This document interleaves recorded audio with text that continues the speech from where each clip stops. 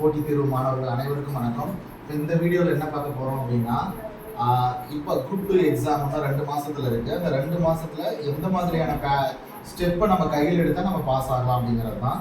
So first வந்து பாருங்கள், school books ஒரு பக்கம், அது கூட சிலபஸ் பேஸில் ஒரு பக்கம் நம்ம எடுக்கணும், அது கூட மேத்தமெட்டிக்ஸ் ஒரு பக்கம். பாருங்கள், இப்போ ஸ்கூல் புக்ஸ் 6, 7, 8, 9, 10 அதை நம்ம எடுக்கும்போது நமக்கு ஹிஸ்ட்ரி, ஜியாகிரபி, பாலிட்டி, எக்கனாமிக்ஸ், அறிவியல் கவர் ஆகும்.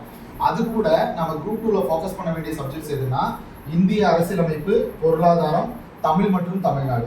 ஸோ இதுல இருந்து மட்டும் நமக்கு 75 கேள்வியில 55 கேள்வி வரும். இப்போ இதே நீங்க வந்து போலீஸ் எக்ஸாம் படிக்கிறீங்கன்னா நம்ம குரூப் 2 அதாவது ஸ்கூல் புக்ஸ் படிச்சாவே போதும். ஆனா இந்த மாதிரி கொஞ்சம் நம்ம விஷயங்களை தெரிஞ்சுக்கும் போது நம்மளால ஈஸியா வந்து போலீஸ் எக்ஸாம் எதிர்கொள்ள முடியும், எஸ்ஐ எக்ஸாமையும் எதிர்கொள்ள முடியும்.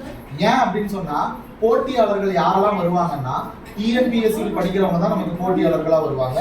ஸோ அதனால நமக்கு இந்த போர்டில் இருக்கிறதெல்லாம் பாருங்க, அறிவியல், இதுதான் இதுல இருக்கிற தலைப்புகள், இதுல இருக்கிற இதை பத்தி நான் ஒரு டீடைல் வீடியோ நான் போடுறேன். ஆனா நம்ம படிக்கும் போது ஃபர்ஸ்ட் ஸ்டெப் என்னன்னா ஸ்கூல் புக்ஸ், ரெண்டாவது ஸ்டெப் என்னன்னா சிலபஸ்ல ஒரு 3 யூனிட், ஏன்னா இதுல தான் அதிகமா கேள்வி வரும். இதை நம்ம படிக்கும் போதே ஓரளவுக்கு கவர் ஆயிடும். அது கூட மேத்தமெட்டிக்ஸ் அண்ட் ரீசனிங், அது கூட தமிழை வந்து முன்ன மாதிரி வந்து தமிழ் வந்து லைன் பை லைனா கிடையாது, ஸ்கில் பேஸ்ல தான் நம்ம வந்து படிக்க சொல்றாங்க.